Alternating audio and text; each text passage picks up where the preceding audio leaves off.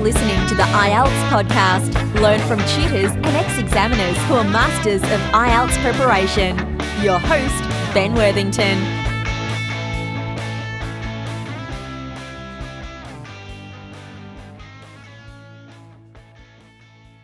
Yeah. I see. And when is your next test? My PLAB exam, it's going to be somewhere in March next year. Right. Because it comes like 2-3 times a year, three to 4 times a year, yeah, not every month. Right, okay. Ah, Yes. right. I see. Now I understand. Sorry about this. I just, okay. Right then. This is fantastic news then, Raza. Okay, this is excellent.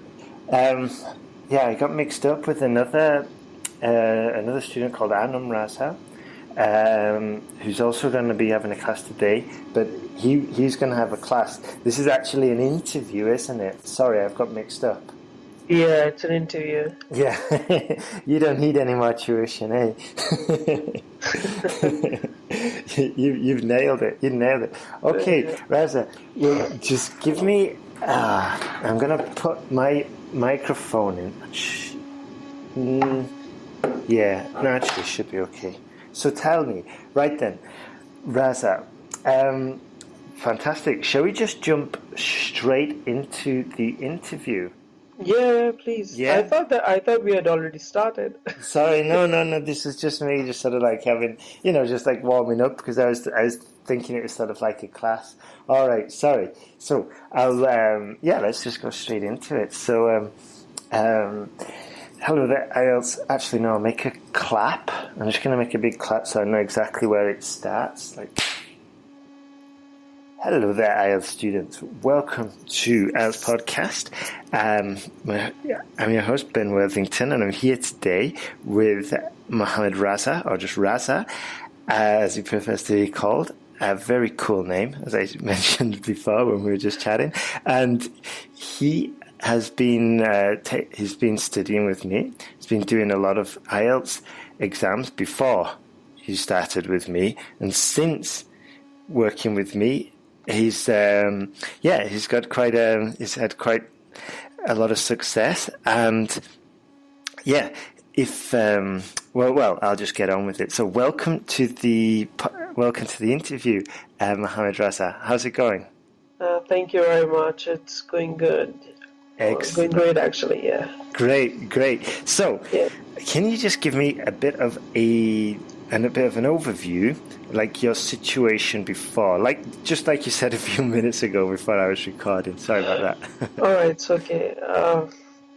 Well, as I've already written in the emails, I'm a doctor. I'm a graduate, medicine graduate, and I'm from Pakistan. And I've recently moved to UK. And for me to practice medicine in UK, I must take PLAB exams. And to take the PLAB exam, I first have to take the IELTS exam, and that with 7.5 overall and 7 in each. So I was having this problem. I've taken the exam many times, 4 times before I came to you. Right. Yeah. And Raza, how much does it cost nowadays to take the exam in the UK? I think it's it's £160. £160. £160, yeah. Gotcha. Okay then. So you've spent, let's see, 4 times 400 and basically £640 on the exam. Yes. Oof, that's a lot of money. Okay, you can buy a car for that. Okay. Yeah. So you took, and how were you preparing before? What did you do? I was actually always confused about I always had the problem with writing. I was getting 9 in listening. I got 8 overall. The time before I cleared my IELTS, before that I was getting 7.5 overall. It was but the writing, and so I was always so confused about the writing.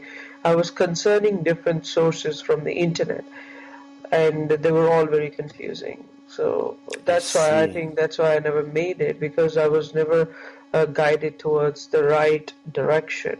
I see. Yeah, I think this is common. Like, I know for myself, like maybe if I've got an accounting problem or something, I go straight to Google and I get like 5 different sources.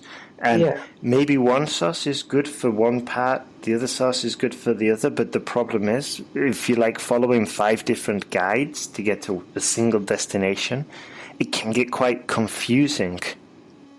Yeah.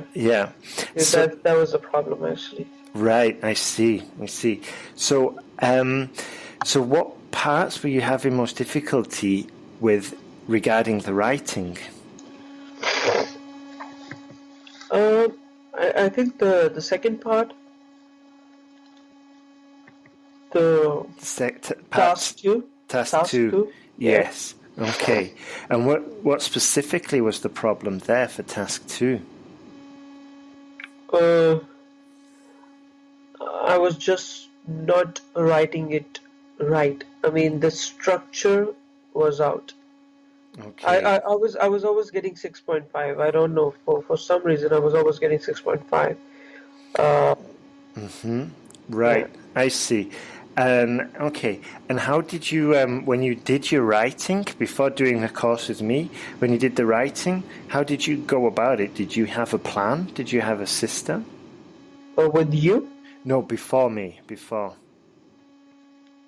No, I was just, whatever I learned from internet, whatever I took from internet, I would just write it or try to cram it. And I was never actually sure if I must write this or leave that. So I was just taking the information off of the internet, and I was trying to just put it into my head. It was too much confusion. I was actually more confused, and that is why I think I was not getting the hack of it. I see. Okay, and all right then. And then what made you decide to start the course with me? What made you decide to change your strategy or to change your direction? Actually, my cousin, she had already done a course with you. Oh, okay. I didn't know this. Yeah. I wrote it in the email as well, and so she recommended that I should join the IELTS podcast if I must clear the test. She's also in UK, and she was having the same problem. She had to take medical exams, and so she was getting 7.58 overall, but couldn't get 7. So she couldn't get 7 for the writing. For the writing, yeah, that was the hardest part. Right. And then she recommended that I should come and talk to you, and so yeah, she did it all as well. Okay, all right then. Well, yeah, I mean, I do read the emails, Raza, but the thing is, I get so many. I have to do so many essay corrections as well, and like you saw at the beginning of the call, I thought this was going to be a class with Raza, a different Raza. So, yeah, and at the moment, I'm just running around like a bit of a headless chicken. Yeah. Okay, so your cousin saw that you were struggling with the IELTS, and she said, okay, try the course with Ben. Yeah. Excellent. Okay, cool. And then what did you like most about the course? What was like the biggest value you got from it? I actually got to learn a lot. My writing got pretty good pretty quickly. Although of course I put myself into it as well, because it was make it or break it this time. I was very depressed before that. Of course, when it's your 5th time, and for the IELTS exam, it's not even my professional, my career exam, and I'm spending too much time on it. It was very depressing for me. Wow. But yeah, it gets depressing at some point. And I was spending money as well on it, too much money, 4 times. And so, but when I took the course, I was actually pretty confident, because the good thing about your course was that uh, you never honey-coated it. You were always straightforward. If I had a mistake, you just corrected it and you told me in the video. And at first I'd be like, oh, he's so straightforward. I mean, he could have, just said it politely. But then I thought to myself that if he had said it politely, I might not have listened to it very carefully. Yeah. So, yeah. So Okay. I remember there was one mistake I made, and I think it was in the second essay corrections, and then no, it was in the first essay corrections, and then you mentioned the mistakes out loud, and then I never forgot those mistakes. I never made those mistakes again, and yeah. Sorry, I'm laughing because I could just imagine myself sort of like shouting the mistakes. No, Not shouting, but saying it loud. not shouting, of course, not shouting, but out of the normal tone. Yeah. Yeah, like I'm speaking right now, it's normal tone. But if I go a little bit high, that would not be shouting, but that would be like stand out from the normal conversation. Yeah. I ended up getting it to actually 7.5 in writing. That's amazing. A whole band jump. That's just absolutely amazing. That is actually great for me. Yeah, definitely. And I'm really pleased with that. But the thing you were saying about the mistakes, I think sometimes I find it really frustrating when I see a student with good grammar skills but isn't implementing or is making the same mistake twice.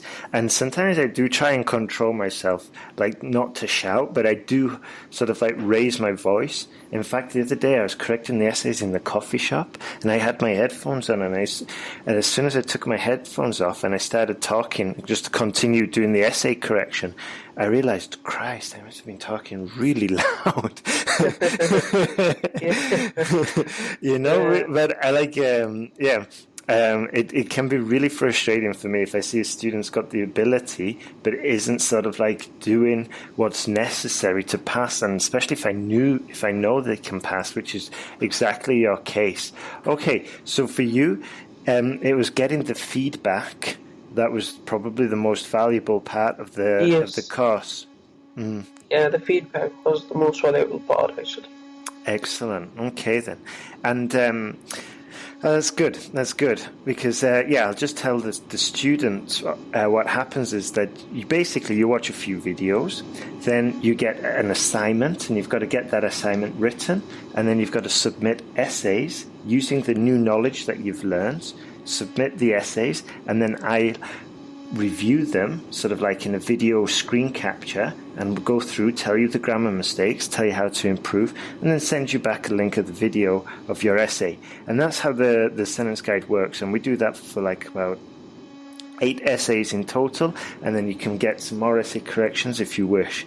And doing this, I've been doing it for a couple of years now, and I'm not joking, it's a fast way to improve, and it's a solid way as well. So it's basically watching the videos, writing the essays, getting feedback, and positive cycle like that. Raza, did you want to say something? I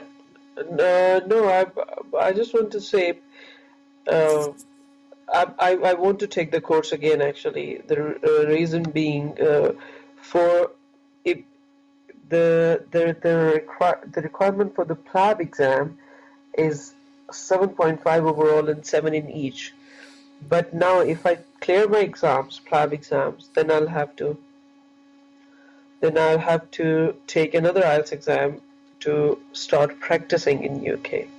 Oh my word. Yeah. For me to practice in UK, now I need 7.5 overall and 7.5 in each. Oh my word. Okay, so which area did you not get 7.5 in the latest? In the last reading. I was going to say because you said you got 9 in the listening, You got 7.5. I mean, the writing, your speaking was definitely 7.5, probably 7.5 or higher. Speaking was 8.5. 8.5, yeah. Writing was 7.5. Listening, before it was 9. This time it was 8. The reason, and for reading, I was always getting 8, 8.5, 8. I never got 7.5 actually in the reading as well. This time I got 7 in reading. The only reason for it was I was so much under pressure. I was so tensed because it was my 5th time. I didn't know what was going to happen. If I was there was this thing in my mind the whole time that if I fail this time, I'm not going to take the exam again. So I was not focusing on reading or listening anymore. I was like, I just want to be over with this, and I want to focus on writing, because I always drain my brain on these two things, and then when it comes to writing, I'm just just flashed out. I don't know what's happening. Wow. So that's why I did not focus much on reading. I could have gotten 7.58 very easily. I actually wasted too much time, and I left some questions blank. Yeah, left some questions blank. So I need to take the IELTS exam again, and this time I'm not wasting any kind of money, because I know it's gonna take me a year or 10 months to pass my PLAB exams, and I'll just take the course again, because that would just refresh my memories and everything, instead of just trying to pass the exam again without proper understanding. I see. Okay, a smart choice, smart decision there. Okay, so you said that you lost marks on the reading. How did you lose? You lost time. You wasted time. What did you do? I left questions actually. Left the questions blank. Right, but how did you specifically waste time? What happened there? I'm telling you, I was thinking too much. I was thinking too much. Yeah, I was not focused. I was not up on my toes. So I see. Right, okay, sorry. I was thinking it was a more technical thing, sort of like rereading. No. I missed the point there. Yeah, you're saying your mind was basically elsewhere. So you're staring at the reading paper and thinking, I've got to pass it this time, I've got to pass, rather than focusing on the text in front of you. Yeah. Gotcha. I had this thing in mind. Okay, if I get 7 or 7.5 in writing this time, I won't care if I get 6.5 in reading this time, because then I'll have a motivation to take the IELTS exam. Okay, my biggest hurdle was writing, and I've cleared it, and I got 7.5 in writing, and now reading is a piece of cake. I can do it very easily in the next exam. Fantastic. Right? So that's why I was going to focus on writing. I was going to put all my focus on writing. I see. Well, thank God I got 7 in reading as well, because if I got 6.5 in reading, I know I'd be sad. But of course, but then I was more worried about writing. I was more worried. Okay, all right. I totally understand you. Totally see the situation, man. Okay, so yeah, focusing basically. Okay, this time you're going to focus on the writing, and luckily you got through on your reading. So yeah, next time you do the exam, you'll be totally more confident and totally more prepared. Yeah, gotcha. I see. Okay, well, just one thing. How are you going to prepare for the reading? Are you going to do practice exams? Why are you so confident that you're going to get your score? Because you scored high in the past exams, but how did you get such a good score in the previous ones? I read a lot actually. I'm good at reading. I'm quick. So I pick up things very quickly. I'm a doctor. I've been reading for my whole life, and I still have a long way to go. I was getting 7.58 every time, even 8.5 at one point. Oh, okay. Never below 7.5. The only part was writing. It was always writing. Okay, I see. And all right, yeah, it just reminds me of only in the last couple of years, the last 4 or 5 years, have I started to seriously read. And for me, the Kindle is just an absolute gem. It's an absolute godsend, because with the Kindle, I can highlight the word, I can check the meaning, I can highlight phrases, and I think it's perfect for learning other languages. Okay, you use a Kindle as well, yeah? I use iPad, actually. Okay. I'm more comfortable with my iPad. But Kindle is, some people prefer Kindle. It's just too small for me. Okay, yeah, I can totally relate to you there. Wow, so you said you're going to do the course again, okay? So in this case, I'd recommend don't buy the whole course again, just buy another pack of essay corrections, and we'll work through them.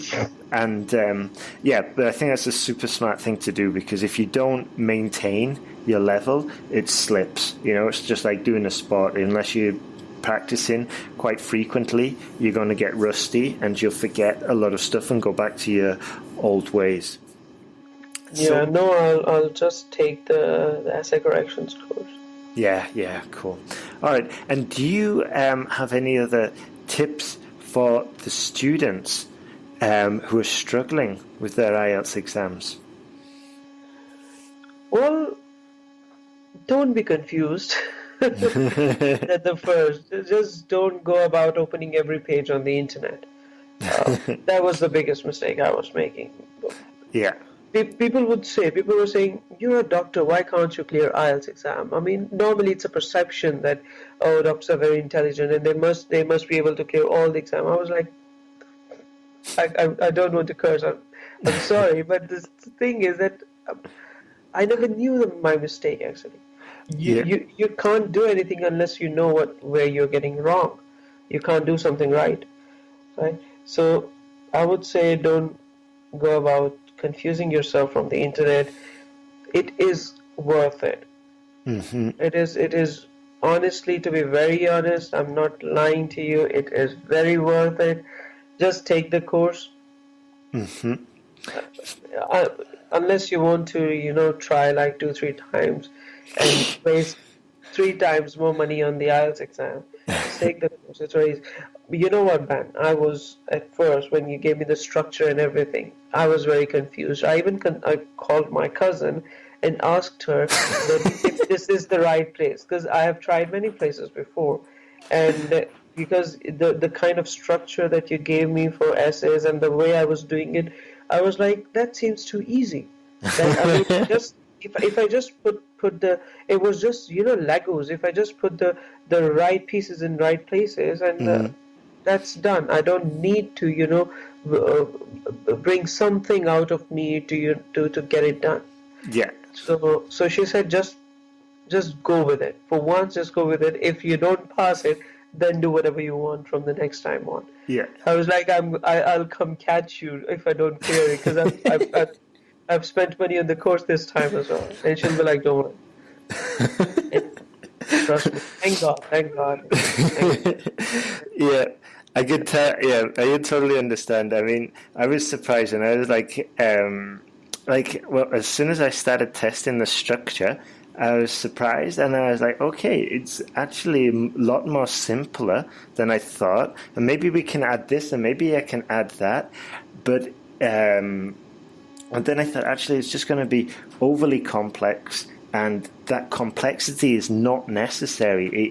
It's. I mean, one of the reasons why it's quite a basic structure and it seems too easy, is because if it's basic, it's sort of like easier to implement for you, the student, and because it's sort of like a clear argument, a clear direction from beginning to end. It's easier to implement. It's easier to write, and it's easier to read. And this makes it easier for everybody, and it's easier for the examiner to give you the points, So that's basically the reason why it's so easy to implement. But well, I'm glad you said that. I'm quite pleased, quite happy now. Yeah. And tell me, tell me after the interview who your cousin is, because I'd like to send her just a thank you email. Because okay, I'll just send you this Skype ID. I'll send you her name. I don't know her email address actually, No but you might, worries. if you write the name, you might find her email address in your directory. Yeah, probably. Yeah. Okay. Well, Raza, I think now that you've given your advice to the students, I think that's everything. So it's just left for me to say a massive thank you for doing the course, and I'm really looking forward to staying in contact and seeing those next essays when you take the IELTS exam again. Right. Thank you very much. You're welcome, Raza. You're welcome. Okay, so we can finish the interview there. I'll just cut so it's easier for my recording. I can find it now. Just a massive thanks again, and I really appreciate. And if you could send me that message, that'd be fantastic.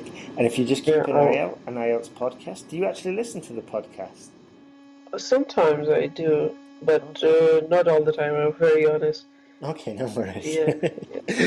Well, if you set up a Google alert for IELTS podcast and Raza, then and I'll message you as well when it's published. Okay, so you can check out yourself, and you'll soon be famous and known all across Pakistan, England, Australia, and the United States. Okay, Raza. Well, can you just send me the link? Send me the link of the IELTS podcast. Yeah, of course. All right, thank you. Okay, buddy. Well, thanks again, and remember to send me the name of your cousin so I can tell her thank you. Okay. All right, buddy. Have a good day. Have a good day. Thank you. Thank you. Bye.